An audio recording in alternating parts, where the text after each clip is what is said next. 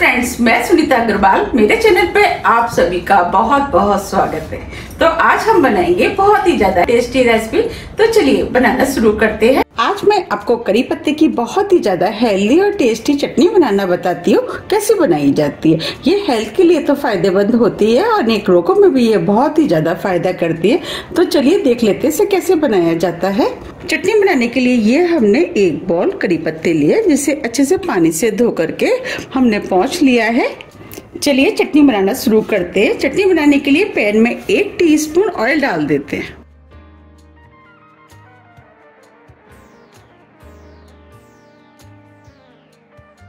Oil को गर्म होने देते हैं। ऑयल गर्म हो गया है। ये 1/4 कप मूंगफली लिए, इसे हम पैन में डाल देते हैं और मूंगफलियों को स्लो मीडियम फ्लेम पे क्रिस्पी होने तक भून लेते हैं। अब इसी मूंगफली के साथ आधी टीस्पून जीरा डाल देते हैं। जीरा भी मूंगफली के साथ भुन जाएगा। अब इस चटनी को और भी ज्यादा हेल्दी और टेस्टी बनाने के लिए 2 टेबल स्पून सफेद वाले तिल डाल देते हैं। और आप सभी को तो पता ही है कि तिल हमारी हेल्थ के लिए कितने ज्यादा फायदेमंद होते हैं, क्योंकि इसमें भरपूर मात्रा में फाइबर और कैल्शियम पाया जाता है, जो हमारी हड्डियों को मजबूत करता है। अब सभी चीजों को लगातार चलाते हुए भून लेते हैं। हम सभी चीजों को एक साथ इसलिए भून रहे हैं जिससे कि टाइम कम लगेगा। अगर हम अलग अलग भूनेंगे तो टाइम ज्यादा लगता है। अब ये तिल और मूंगफलियां भुनने लगी हैं। अब इसके अंदर 4 सूखी वाली लाल मिर्च डाल देते हैं और मिर्चों को भी इसी के साथ क्रिस्पी होने तक भून लेते हैं। अब ये सभी चीजें भून गई हैं। अब मैं आपको दिखा भी देती हूँ। मूंगफलियां चटक गई हैं और तिल भी हल्के गोल्डन कलर के हो गए। बस हमें सभी चीजों को इतना ही भूनना है। अब फ्लेम को ऑफ कर देते हैं और सभी चीजों को प्लेट में निकाल लेते हैं। ये हमने सभी चीजों को प्लेट में निकाल लिया है। अब इसी पैन में 1 टेबल स्पून ऑयल और डाल देते हैं।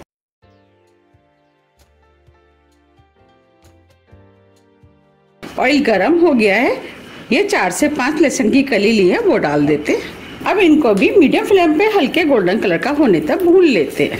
अगर आप लहसुन खाना पसंद नहीं करते हैं तो आप इस चटनी को बिना लहसुन के भी बना सकते हैं, लेकिन लहसुन डाल के जब हम चटनी बनाते हैं, चटनी बहुत ही ज्यादा टेस्टी बनके तैयार होती है।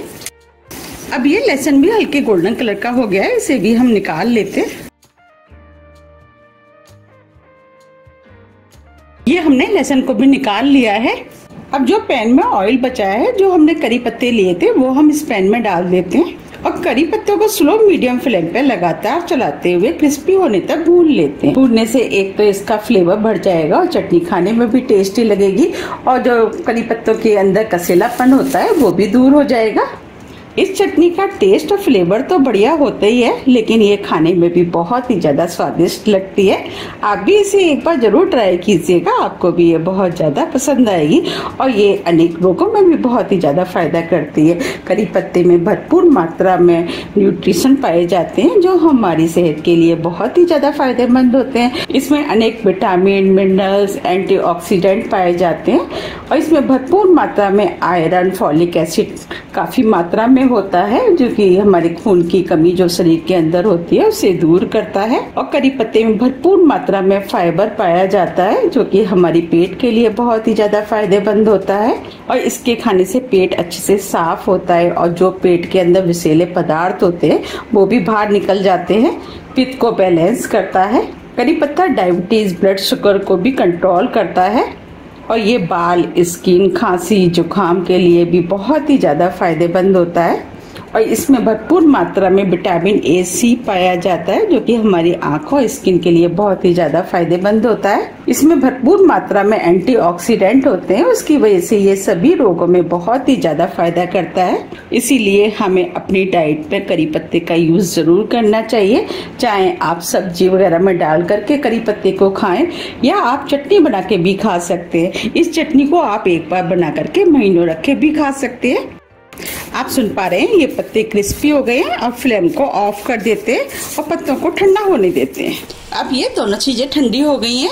अब दोनों चीजों को हम मिक्सी के जार में डाल देते हैं।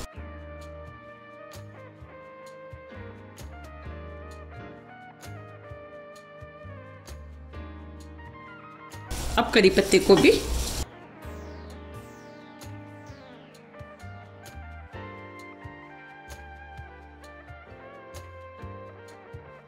अब इस चटनी के अंदर 2 टेबल स्पून कद्दूकस किया हुआ सूखा वाला नारियल डाल देते हैं। आप इसकी जगह नारियल के बुरादे का भी इस्तेमाल कर सकते हैं। अब इस चटनी को चटपटा और टेस्टी बनाने के लिए 1 टीस्पून अमचूर पाउडर डाल देते हैं, जिसे खटाई भी बोलते हैं। 2 चुटकी हींग, इससे फ्लेवर अच्छा आएगा और चटनी खाने में भी टेस्टी लगेगी। नमक टेस्ट के अनुसार। अब सभी चीजों को मिक्सी से हम दरदरा पीस लेते हैं। ये हमने चटनी को ऑन ऑफ करते हुए मिक्सी से दरदरा पीस लिया है। अब मैं आपको दिखा भी देती हूँ। देखिए, हमें इस टाइप की पिसी हुई चटनी चाहिए। अब इस चटनी को हम एक बाउल में निकाल लेते हैं।